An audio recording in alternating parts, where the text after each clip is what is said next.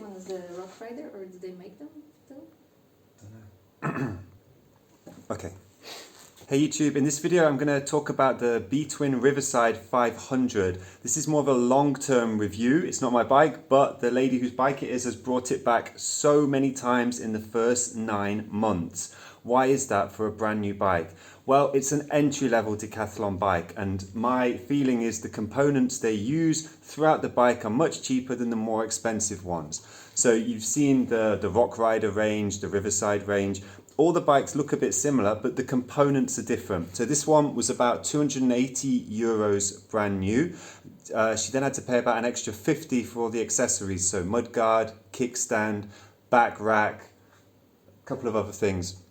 Here are the problems she's had in the first kind of 6 to 9 months, just using it about 5k a day.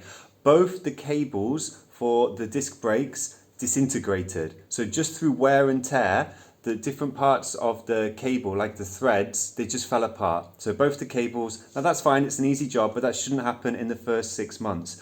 3 flat tires. 3 flat tires in 6 months, which leads me to believe that the thickness of the tire, the outer tire, is just not thick enough. It's the cheapest, thinnest level possible before it can burst, basically.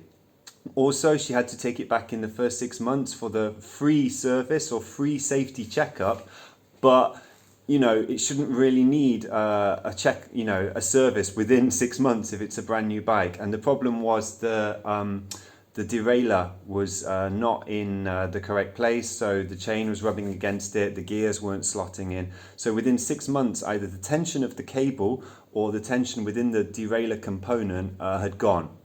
Final thing was the screw of the mudguard, the back mudguard, which they installed themselves, just kind of fell apart. It kind of snapped.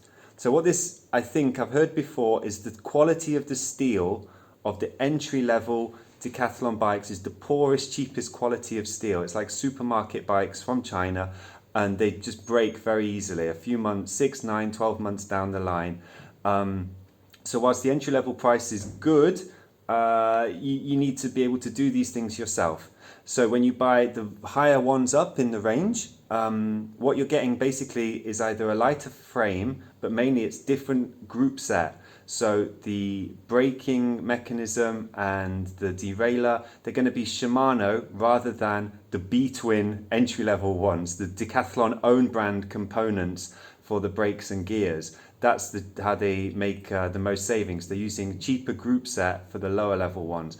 When you're paying 600, 900, you're getting better components, usually Shimano, and you'll see in the product details on the website which ones they are, and that's going to add to the price. So, conclusion, if you are good at repairing bikes and doing basic bike maintenance, this bike is okay. Under 300 euros, brand new, with disc brakes. I think it's 9 gears, 1x9.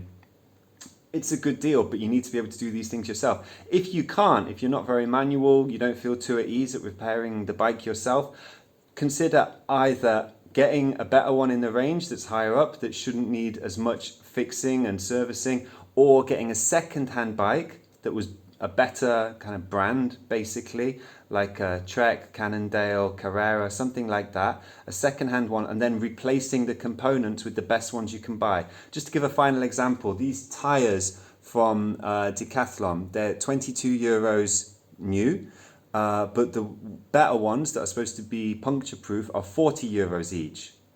But they're much thicker. They've got this lining thing on the inside, which is supposed to really reduce the number of punctures. So if you do the math, it's probably better to get those in the first place rather than getting the cheapest ones and keep replacing them. So a second-hand bike, but replacing it with brand new top-of-the-line components may be a better solution. Overall, I'm going to give this a 6.5 to 7 out of 10 because it shouldn't need this many repairs in the first 6 to 9 months. I hope that's useful. If so, give me a like. Put your comments below and subscribe for more bike reviews. Thanks.